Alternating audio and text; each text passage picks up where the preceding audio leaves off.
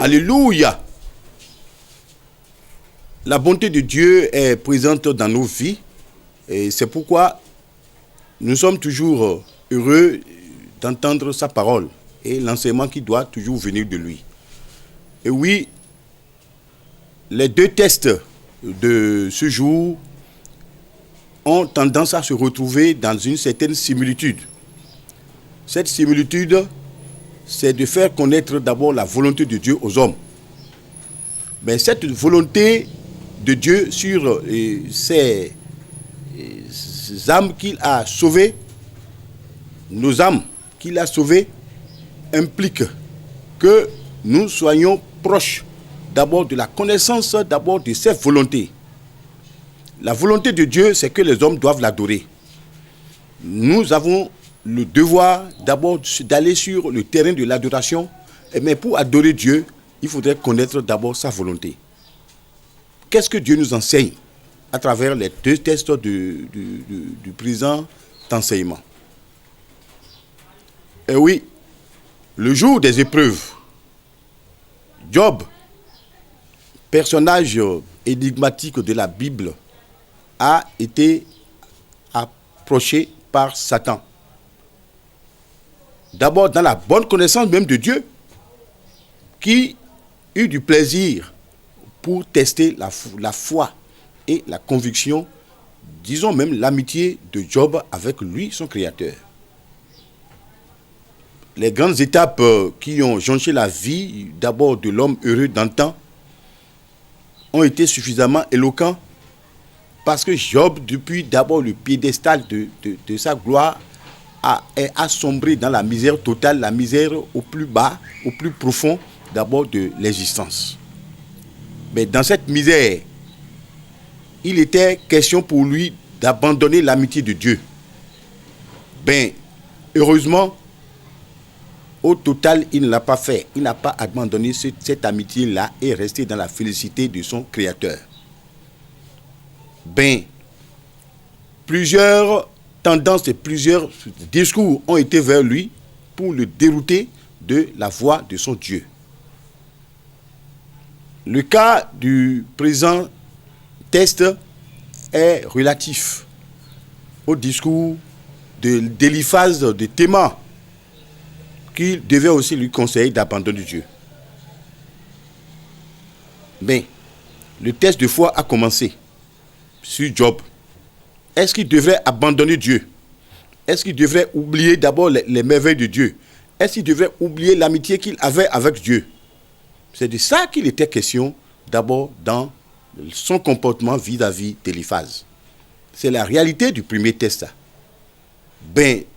Dans le second test, nous avons affaire à une réalité qui jonche notre existence. Il y a la réalité d'abord des coutumes du monde face à la volonté de Dieu, face aux lois de Dieu. Dieu n'est pas dans des lois énigmatiques. Il est dans des lois simples. Des lois qui sont à la portée d'abord de ses enfants.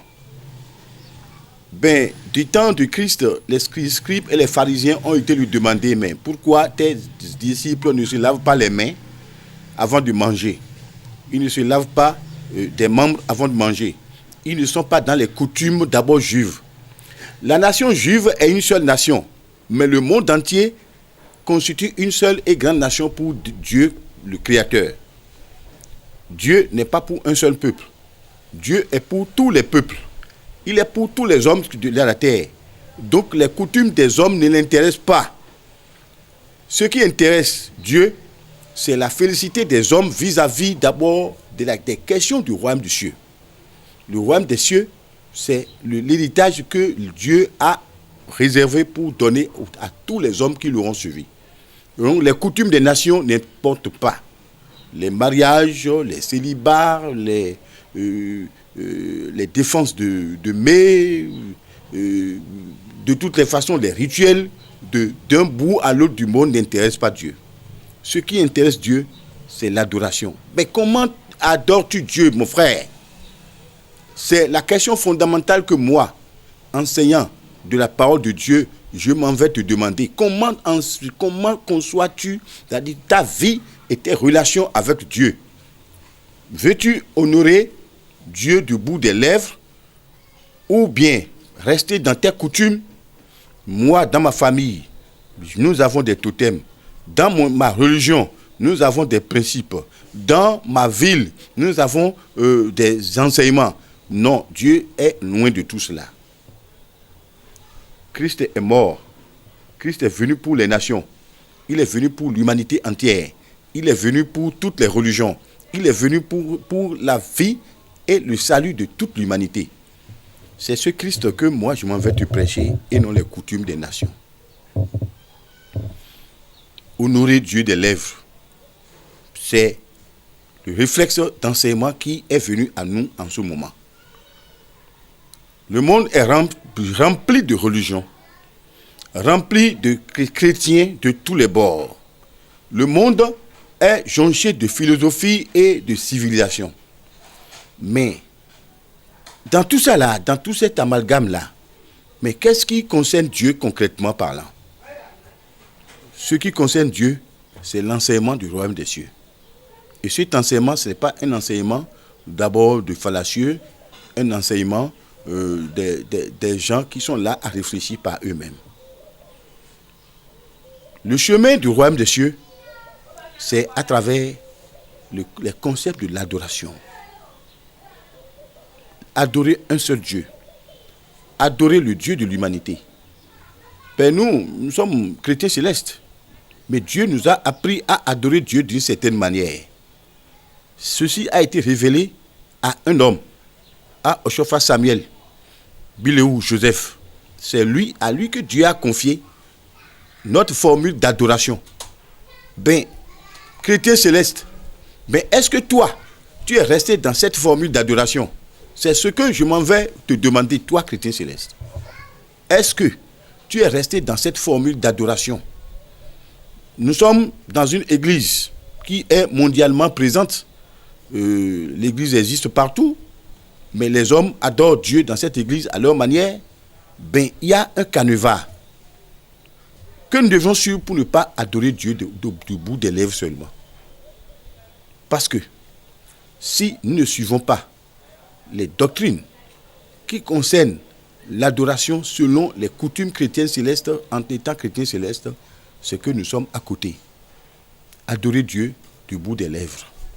Ben vous savez, dans un grand discours, le Christ un jour disait devant le peuple juif ceci: les scribes et les pharisiens sont assis dans la chair de Moïse. Bon, vous pouvez vous consacrer dans Matthieu chapitre 23 à partir du verset 1, évidemment. Les scribes et les pharisiens sont assis dans la chair de Moïse. Faites tout ce qu'ils vous disent, mais n'agissez pas selon leurs œuvres, car ils disent et ils ne font pas. Mon frère, ma soeur chrétienne céleste ou mon frère chrétien céleste, mais la doctrine chrétienne céleste que tu as dans ta conscience, elle est là. Les coutumes chrétiennes célestes que tu as dans ta conscience, on te l'a enseigné dans cette église.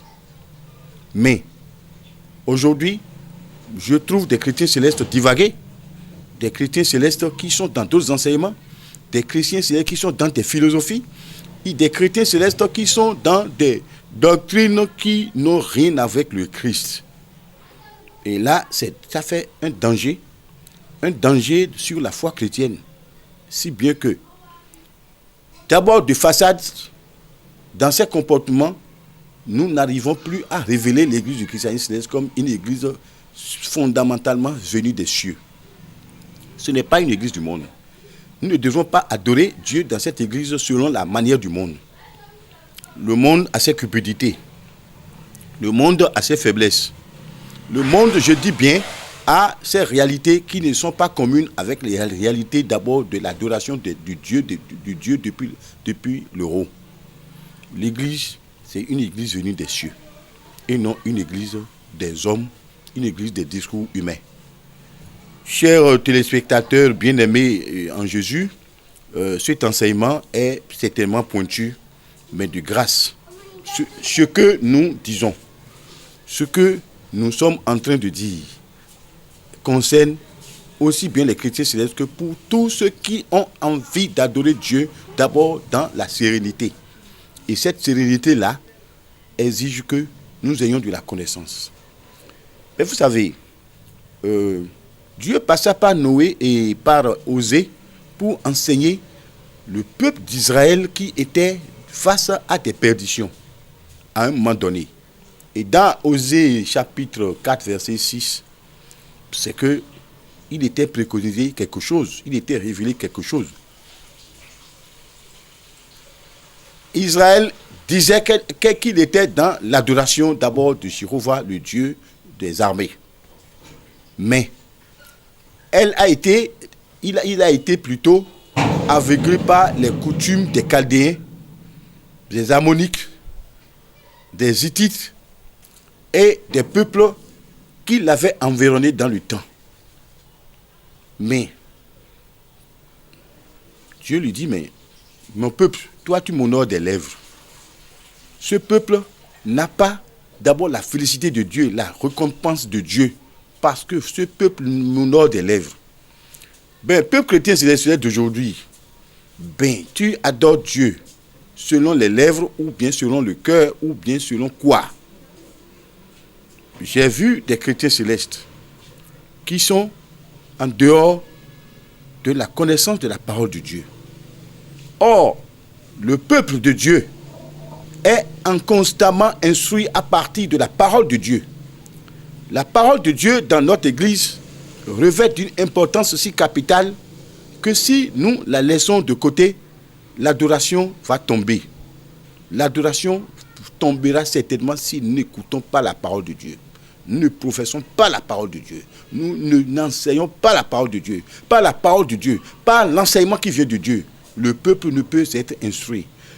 Mais vous savez, Salomon disait, dans Proverbe, ceci, que Dieu a un intérêt, Dieu a l'attribut de se révéler. Et que s'il n'y a pas de révélation, le peuple est sans frein. Mais aujourd'hui, je suis en train d'observer à la loupe, d'abord de la connaissance de la parole de Dieu, c'est-à-dire ma chère Église, l'Église du christianisme céleste. L'Église où les mœurs et coutumes sont dictées depuis les cieux. Mais est-ce que les coutumes de la terre ne sont pas en train de prendre le pas sur les coutumes venues des cieux? Voilà mon interrogation. Voilà mon inquiétude. Cet enseignement est venu à point pour que les chrétiens célestes finissent par se reconvertir d'abord dans la foi chrétienne. Parce que ce qui se passe, ce n'est pas ce qui devrait se passer. Les idoles de la science et du savoir sont venus dans le camp des enfants de Dieu. Le monde est différent d'abord de la grandeur de Dieu. Dieu n'a pas de comparable vis-à-vis de lui. Ce que Oshofa Samuel a laissé comme héritage spirituel dans l'Église, nous ne devons pas le laisser de côté. Si nous le faisons, nous n'aurons plus d'Église. Nous allons pratiquer notre christianisme céleste à notre manière et non selon la manière recommandée par le fondateur de cette Église, qui est enseigné et a reçu une diction d'abord de la volonté de Dieu pour sauver plusieurs peuples, pour amener plusieurs peuples de l'humanité à l'éternel de Dieu des armées, le Dieu qui sauve. Montrer le chemin de Jésus-Christ à tous les peuples de la terre à partir des doctrines de l'unicité poussée de la foi en un seul Dieu. Car beaucoup, à un moment donné, ont cru adorer Dieu. Mais ils ont cru adorer Dieu. Mais pendant qu'ils adoraient Dieu, ils ont adhéré aux choses dans d'autres églises, dans d'autres confessions, dans d'autres religions. Et ils n'ont plus trouvé la face de Dieu. Mais chrétien céleste, moi, serviteur du Dieu de l'éternité,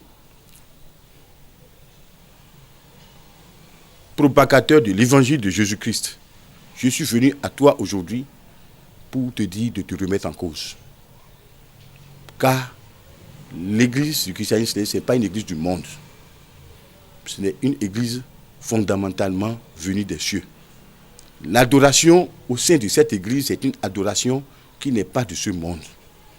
Personne dans nos coutumes, dans ses coutumes, en dehors de l'église christienne céleste, n'a adoré Dieu de la même manière que nous. Dieu ne s'est révélé d'abord à partir du XXe siècle à aucun autre peuple, en dehors de nous, aussi, de manière aussi poussée, de manière aussi vivace. Du temps des enfants d'Israël, Dieu avait montré sa puissance à travers des nuées, à travers des miracles, à travers des édits, à travers des prophéties, à travers d'abord des leçons qui sont allées dans le cœur d'abord de ces enfants qu'il a rachetés, dont il a fait un peuple élu.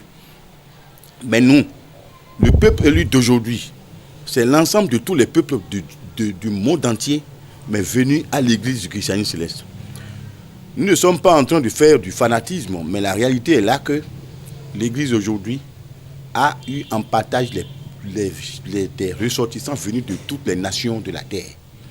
Et l'église se propage, l'église va, mais l'ivraie est là aussi dans le champ. L'ivraie, les herbes mauvaises sont encore dans le champ. Il nous faut, si nous sommes une herbe mauvaise, de nous soigner pour devenir des herbes d'abord d'une grande utilité. S'il y en a parmi nous qui sont de l'ivraie, ils n'ont qu'à se remettre aussi en cause. L'église du christianisme céleste, ce n'est pas une église où on adore Dieu, on doit adorer Dieu des lèvres. Non. Mais vos soutanes, vos robes blanches ne me disent pas grand-chose, moi. C'est juste un signe pour dire que vous êtes des chrétiens d'une obédience donnée. Ça ne veut rien dire. Vos grands boubous que vous portez ne me disent rien du tout. Mais c'est l'abnégation vis-à-vis du monde pour suivre Jésus-Christ qui, moi, m'intéresse. Que vous soyez beau, physiquement, que vous soyez grand, socialement, que vous soyez d'abord des icônes, ça ne dit rien devant Dieu. C'est l'obéissance. C'est le retour à soi-même, le retour à la case départ du jour de la conversion. Le jour où vous étiez converti chrétien céleste, vous étiez tout très bon. Mais aujourd'hui, qu'est-ce qui se passe pour que vous soyez plus chrétien céleste dans les mœurs, dans les coutumes de l'Église? Mais vous savez, dans Galates chapitre 3, verset 3, et ça c'est le verset clé que je vais vous laisser pour qu'on puisse finir avec cet enseignement d'à présent. Ben, pourquoi avoir commencé par l'esprit pour finir par la chair? Galates 3, verset 3 nous dit, mais comment pouvez-vous être insensé jusqu'à ce degré pour vous qui avez fini, commencer par l'esprit, vous devez finir aujourd'hui par la chair? Chers téléspectateurs bien-aimés en Christ, nous vous remercions d'avoir reçu notre enseignement chez vous. La chair est loin de vous désormais. Vous restez esprit pour demeurer des chrétiens célestes, pour la gloire de Christ Jésus au plus haut des cieux. Je vous salue. N'hésitez pas à liker la vidéo si elle vous plaît et si vous êtes nouveau sur la chaîne, n'oubliez pas de vous abonner et d'activer la notification pour ne rater aucune de nos prochaines vidéos. Oshofa Prise TV. Tout pour la gloire de l'Éternel, Dieu d'Oshofa.